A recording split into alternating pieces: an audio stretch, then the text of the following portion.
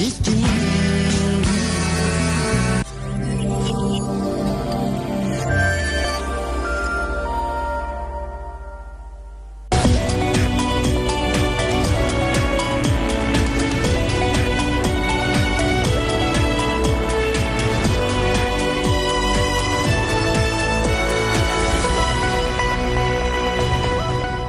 20h sur DTV, le journal et ses titres. Déception de Youssou Ndour et propos du ministre de l'Intérieur, les enseignants de l'APR jouent aux sapeurs-pompiers. Youssou Touré et ses camarades demandent à Idrissa Seck de respecter le président Macky Sall. Beaucoup de discours, beaucoup de politique au détriment du travail, c'est ce que reproche le ministre gambien de la Culture aux hommes politiques sénégalais. Une sortie diversement appréciée, vous allez le voir dans cette édition. Difficiles conditions de travail et des arriérés de salaire, c'est ce que vivent plus de 1000 infirmiers et sages-femmes affectés à l'intérieur du pays par la Zika. Ses membres menacent de hausser le ton si le ministre de la Santé ne réagit pas. Investisseurs africains et américains jettent leur dévolu sur notre continent. Ils comptent s'activer dans le domaine des infrastructures pour appuyer les gouvernements à voir dans cette édition.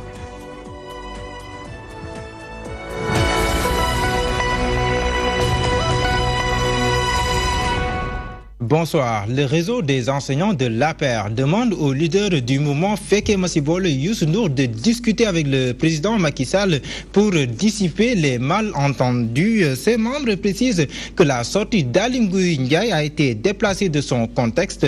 Selon eux, le ministre de l'Intérieur est une personne suffisamment crédible pour organiser la prochaine présidentielle. Ndeye Aram Touré. Le ministre Youssou Ndour, déçu de son compagnonnage avec l'APR, des enseignants républicains en sapeurs-pompiers pour l'inviter à revenir à de meilleurs sentiments et à privilégier le dialogue avec le principal concerné. Comme pour dire que le linge sale se lave en famille. Youssou Ndour a beaucoup de mérite, le président Macky Sall a beaucoup de mérite et ce sont des amis. Ils se parlent là où on n'est pas présent. Youssou Touré et ses camarades s'en sont ensuite pris à l'opposition. Ils martèlent que les attaques contre le ministre de l'Intérieur sont déplacées. Les enseignants républicains dédouanent Aly Ngouille Ndiaye en s'appuyant sur les acquis démocratiques. C'est un exemple, Aly Ngouille Ndiaye, c'est un modèle. Maintenant, nous ne sommes que des êtres humains.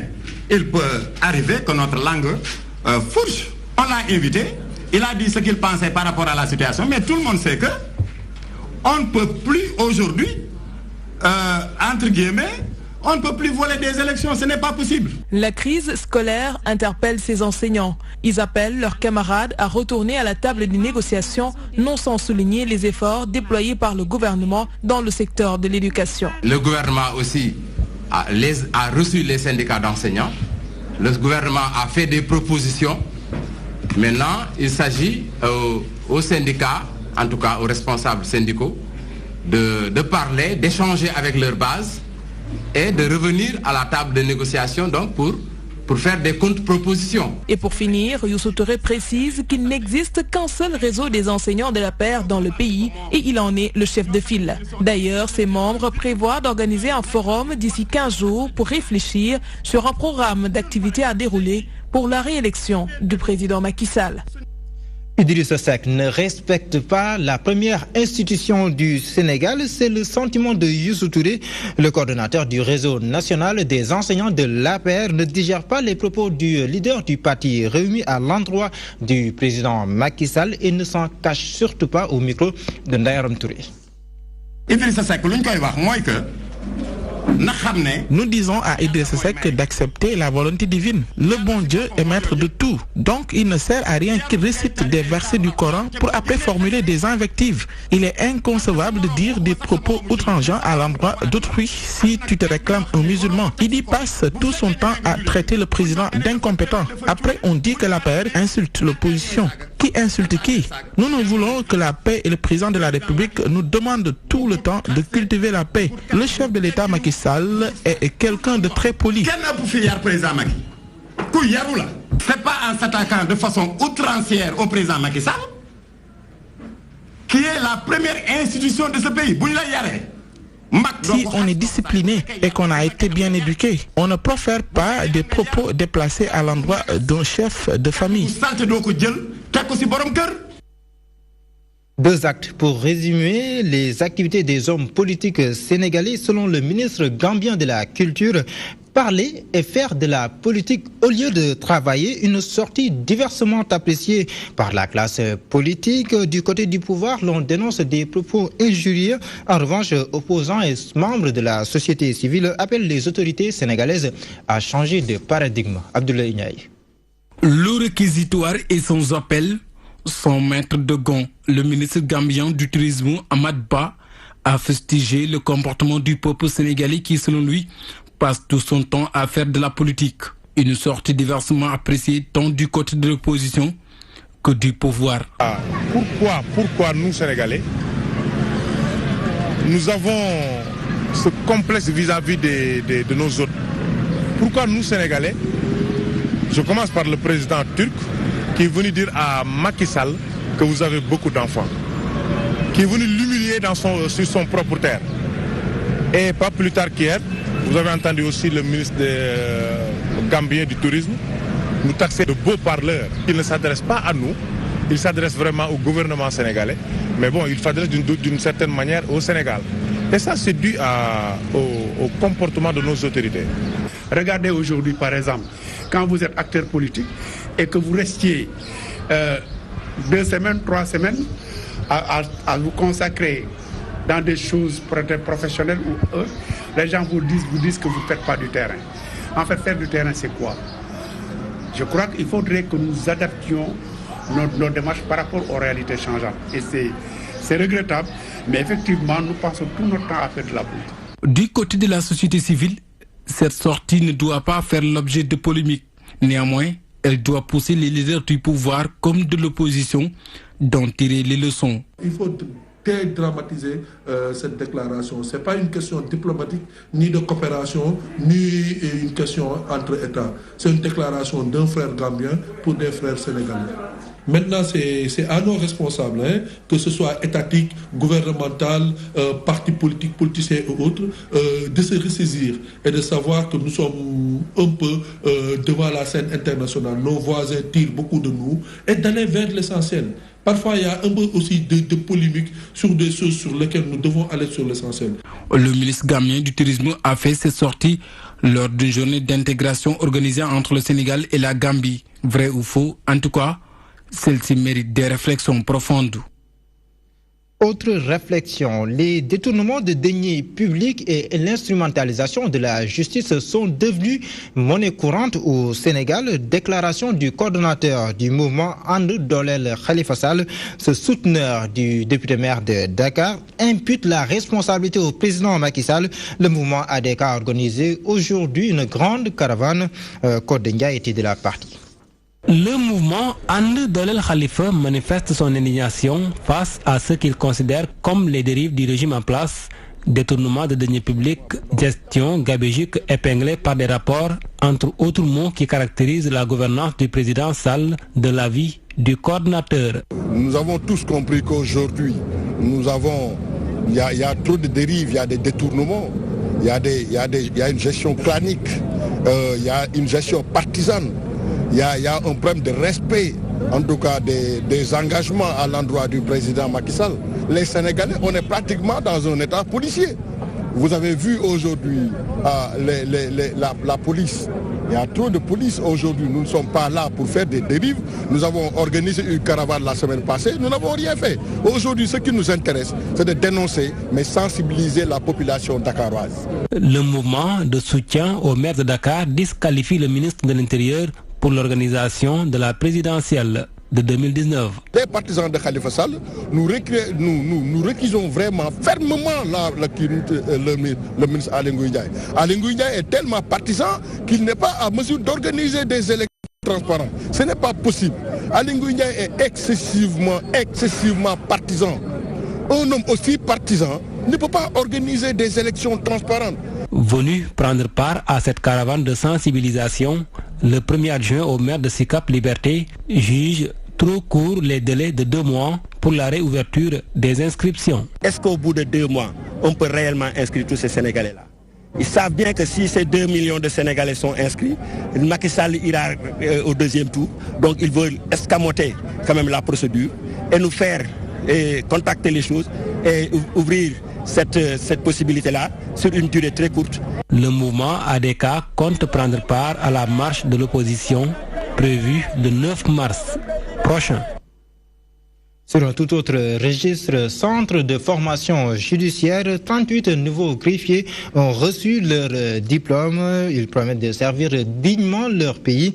Le ministre de la Justice, Ismaïla Madior Fall, les exhorte à respecter les règles de déontologie et à participer à la modernisation de la justice.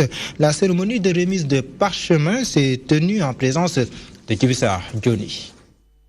38 nouveaux greffiers à l'honneur à l'issue de la cérémonie de remise de parchemin de la promotion Daniel Etienne du Centre de formation judiciaire. Adama Goudjabi, l'un des récipiendaires, se réjouit de cette distinction et se dit fin prêt à servir la justice de son pays. Notre rôle, nous le savons, nous allons essayer de travailler dans la dignité, dans l'intégrité et en faisant abstraction de tout écart de conduite. Venu présider la cérémonie, le garde des Sceaux, ministre de la Justice, rappelle aux récipiendaires les défis qui les attendent dans l'exercice de leurs fonctions. Cette nouvelle promotion de greffiers contribue à relever évidemment le défi de la modernisation de la justice. Mais ils ont aussi un autre défi personnel, c'est un défi de carrière. Par ailleurs, le garde des Sceaux entend améliorer les conditions de travail des agents de la justice durant son magistère.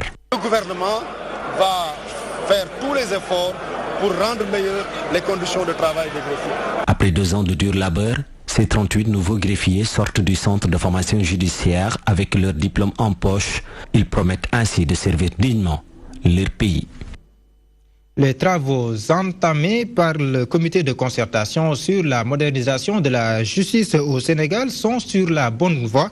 Appréciation du ministre de la Justice, Ismaïla Madior Fall, informe que les 28 membres du dit comité sont en train de réfléchir sur le statut des magistrats, le renforcement du Conseil supérieur de la magistrature et sur la carte judiciaire sénégalaise. Ils vont présenter dans moins d'un mois, tenez-vous bien, le rapport au président de la République. Ismaïla Madior Fall est au micro de Djibissar Johnny. Premier temps, réfléchir essentiellement sur 3 points.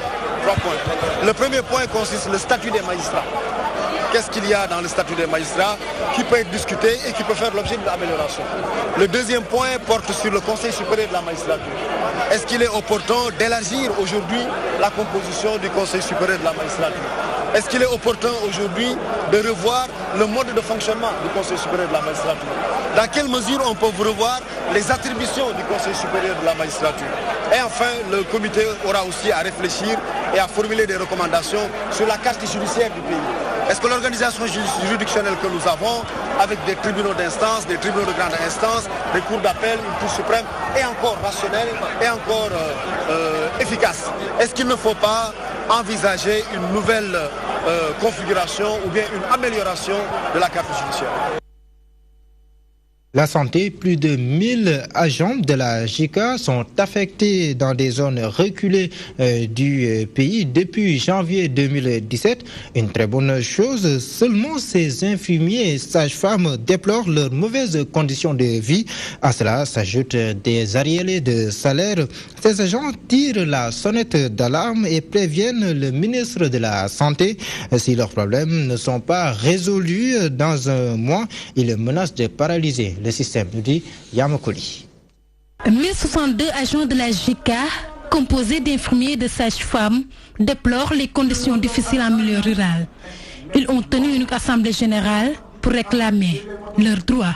Nous éprouvons pas mal de problèmes depuis notre signature de contrat, à savoir des cumuls d'arriérés de salaire, voire 5 voire 7 mois sans salaire.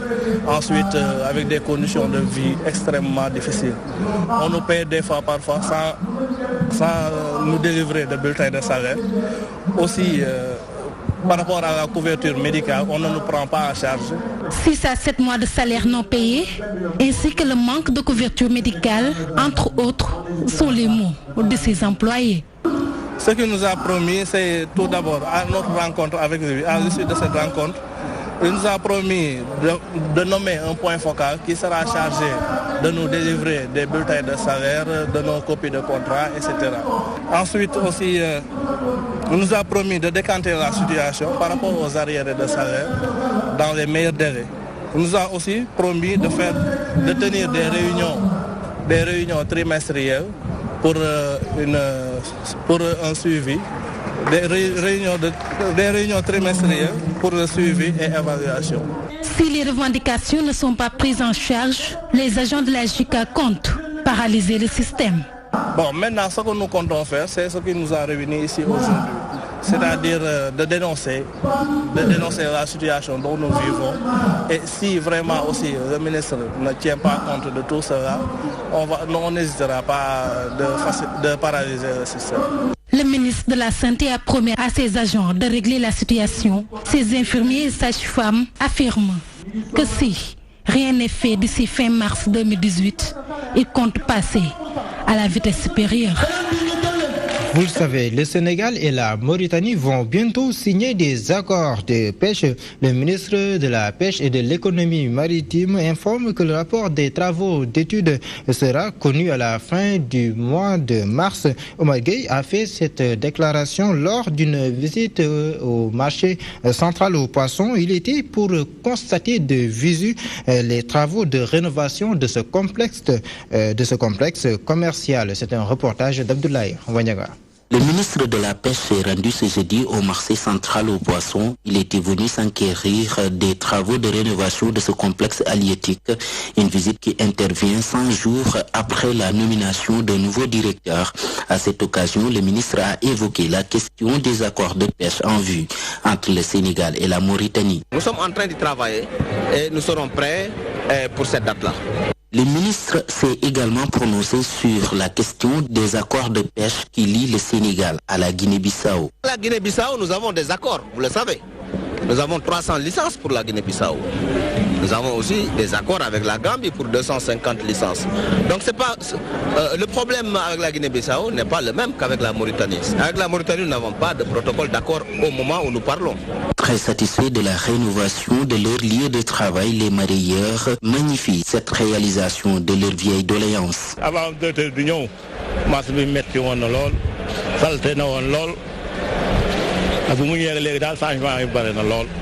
le marché central aux poissons était confronté à de nombreuses difficultés. Cependant, depuis quelques mois, des efforts ont été consentis pour mettre les travailleurs dans de meilleures conditions d'existence.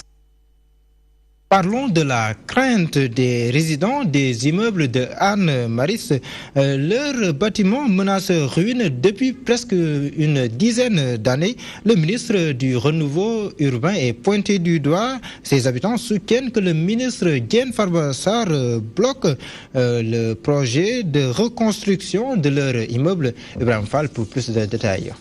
Ces tubes servent de protection pour un éventuel effondrement des immeubles. À l'instar de celui du pavillon N, une dizaine d'immeubles menacent ruine. Un scandale foncier et financier, clament les habitants. Les HLM, c'est l'argent du contribuable. Ils ne vont pas continuer à gaspiller de l'argent. On n'a jamais vu quelle est cette gestion. C'est le plus grand scandale immobilier du Sénégal. Personne n'en parle. 420 millions à payer des locations à des gens et personne ne fait un effort pour que la situation se règle. Le problème qui s'oppose, les dalles sont en train de s'écrouler. Les gens, à terme, il y aura un scandale ici, et quand il y aura un scandale, mais c'est là que tout le monde se mobilisera. Les résidents de ces immeubles se disent étonnés du refus de leur projet de reconstruction des immeubles. Au banc des accusés, le ministre du Renouveau urbain, Diène Farba Sarr. Nous avons trouvé nous-mêmes des partenaires, avec bien sûr les HLM. Ce sont les Chinois qui sont arrivés et qui veulent tout simplement l'assiette foncière, c'est-à-dire qu'on leur laisse tous ces immeubles, ils les détruisent et ils reprennent à nouveau. Il y a eu un grand projet, qui a été fait, un projet icône qui a été fait, déjà ficelé, bancable. L'État sénégalais ne dépense absolument rien, mais donne tout simplement une garantie, près de 250 milliards, mais malheureusement, on ne sait pas ce qui bloque. Au ministre Diène Farba, que je nomme ministre de l'urbanisme, qui ne fait rien pour arranger la situation parce que c'est à lui de prendre ses responsabilités. Mais il ne fait rien pour lui, parce qu'on ne le voit pas, on ne l'entend pas. Ils sont au nombre de 20 immeubles menaçant ruine. 7 parmi eux servent aujourd'hui de refus des malfaiteurs et des personnes mal intentionnées après avoir déguerpi les pensionnaires, ce qui plonge cette localité dans une insécurité totale. Nous allons continuer à nous battre jusqu'à ce que la situation soit réglée. Soit ils reviennent après revoir les Chinois pour voir avec eux comment faire pour qu'il y ait reconstruction d'immeubles, ou soit nous allons continuer à manifester jusqu'à ce que nous rentrons dans nos droits. Cet élément d'Ibrahim Fall pose un réel problème de protection civile, un élément important pour la stabilité sociale. Le ministre de l'Intérieur en a pleine conscience. Aly Ngouille Ndiaye annonce la mise en place d'un cadre juridique pour mieux renforcer la protection civile. Aly Ngouille Ndiaye est au micro d'Abdoulaye Wanyanga. Quant aux populations cibles bénéficiaires de toute initiative visant à renforcer leur sécurité, il leur incombe davantage d'adopter et de mettre en œuvre les meilleures attitudes et comportements. Pour sa part, le gouvernement a pris la bonne mesure de la situation qui, à certains égards, suscite une inquiétude légitime. Aussi, continuera-t-il à améliorer les dispositifs existants qui devraient prochainement prendre les contours d'un véritable système national de protection civile. Pour ce qui me concerne, je m'engage à poursuivre les efforts déjà entamés par mes prédécesseurs.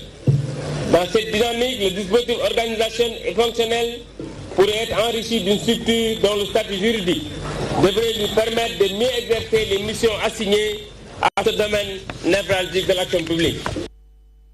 La Commission économique de l'Afrique incite les investisseurs à financer les projets de développement du continent africain. Les acteurs s'en réjouissent. Ils estiment que les gouvernants à eux seuls sont impuissants à mettre en œuvre tous les projets d'infrastructure. Par ailleurs, les investisseurs américains et africains sont rassurés pour investir davantage dans le continent, nous dit Adjara Ndiaye.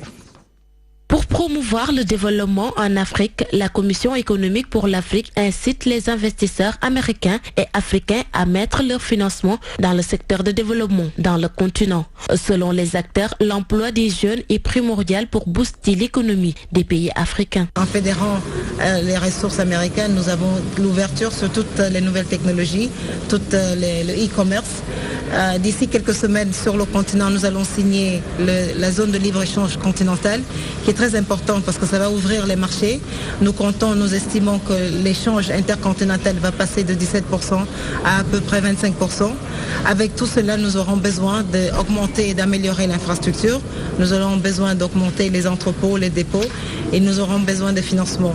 Pour le ministre délégué chargé du développement, les financements des gouvernants ne sont pas suffisants pour améliorer les infrastructures. Les fonds dont disposent les pays ne sont pas suffisants.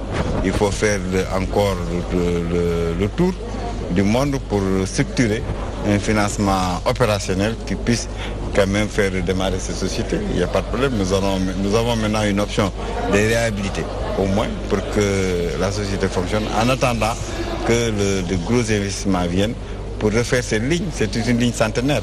Durant 2 jours, les acteurs vont échanger pour trouver comment encourager plus d'investissements privés pour le continent. Pour la Commission, les 137 000 milliards des Américains ne sont pas suffisants pour mettre en place les projets de développement du continent. Toutefois, les investisseurs sont prêts à davantage mettre leurs ressources dans ces projets. Inauguration de la bibliothèque populaire du développement de Enda Tiers Monde. Cette nouvelle infrastructure est consacrée au développement social, économique et environnemental de l'Afrique. Économiste et écrivain, le professeur Samir Amin a fait don de ses livres à cette bibliothèque. Ces œuvres seront ainsi pérennisées et rendues largement accessibles, nous dit Ndeye Fatim Lo.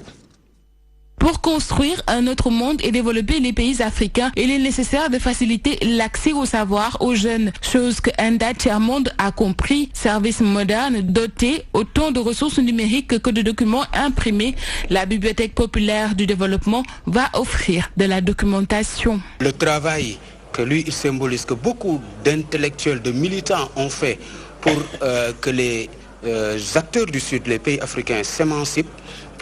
Nous devons le continuer. Cette bibliothèque ne nous est pas destinée, sauf comme médiateur du savoir. Elle est destinée aux jeunes Africains pour asseoir une certaine souveraineté en action pour que nous reprenions notre destin en main. Donc, l'objectif de cette initiative, le don qu'a fait le professeur Samir Amin de sa bibliothèque personnelle. En tout, 500 ouvrages. Ils seront accessibles, la quasi-totalité de ses livres, ses articles et ses documents publiés. Nous avons traité une bonne partie qui sont ici, qui viennent rejoindre la base documentaire d'Enda Tiermonde, qui est de pratiquement 20 000 ouvrages en physique et 15 000 qui sont en ligne avec notre base de données, qui vont s'ajouter à l'ensemble des documents qui sont numérisés. De plus, la salle multimédia de la Bibliothèque populaire de développement porte son nom, grand défenseur du développement durable basé sur la justice sociale dont les principaux acteurs sont les jeunes. C'est une immense joie pour le professeur Samir Amin de pouvoir léguer son savoir aux jeunes. Je suis sénégalais et j'aimerais voir contribuer, au-delà de ma vie, à la formation des nouvelles générations de citoyens sénégalais capables, avec lucidité, de combattre pour l'émergence de leur pays dans une mondialisation autre que l'horrible mondialisation dont nous sommes les victimes à l'heure actuelle. Selon le professeur Samir Amin, aujourd'hui, très peu de pays sont engagés sur la voie de l'émergence. Il est nécessaire de lutter encore pour que ce projet soit une réalité. Cette bibliothèque est une fierté pour lui. Il estime que les jeunes auront désormais un support qui pourra les aider à participer au développement de leur pays. Merci à ce journal, merci de l'avoir suivi. Dans quelques instants, on s'ouvrira un autre consacré à l'actualité internationale, ce sera avec BBC Afrique. C'est tout simplement vous souhaiter une belle soirée avec nos programmes qui se poursuivent des plus belles.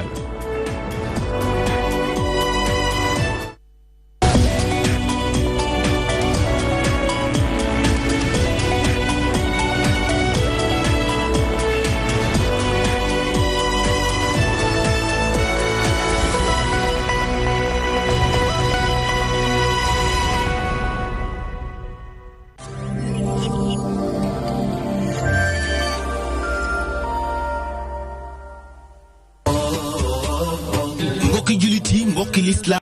Assalamu alaikum wa rahmatullahi wa barakatuh. Le serviteur de l'islam, Serigne Gora Seye, at mu nek mu am bis bu mu jagleel les 99 noms d'Allah. Laata bis ba une semaine, muy samedi ñetti fan ci wéru mars, dañu dem ci hôpital psychiatrique ba nek ci Mbaaw, dem ci prison bu camp pénal, nemmeeku ña fa nek. Samedi ba ca topp nak di doon samedi fukki fan ci wéru mars, le bis bu mag ba nak. Bis bi nga xamni dañu fay yendu di sant Yàlla, di ko màggal, di waxtaane ay turam te di ko delloo njukkal moom Yàlla. Juróom-ñetti waxtu jàpp fukki waxtu dañuy def ay consultation médicale gratuite, njàngum alxuraan boole ci ay ndaw def fa ay concours tajwid. Woykat yi bàyyee ko Sénégal, Mauritanie ak Algérie def prestation ngir jëmmal bis bi.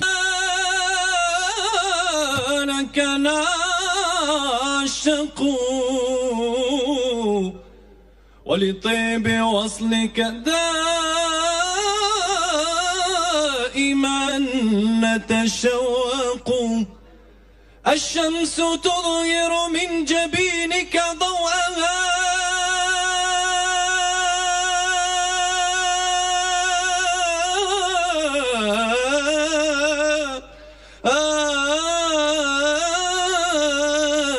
يا من محاسنه كبدر مشرق يا حبيبي العشق فني. juróomi waxtu nag jàpp juróom benn waxtu waaw kay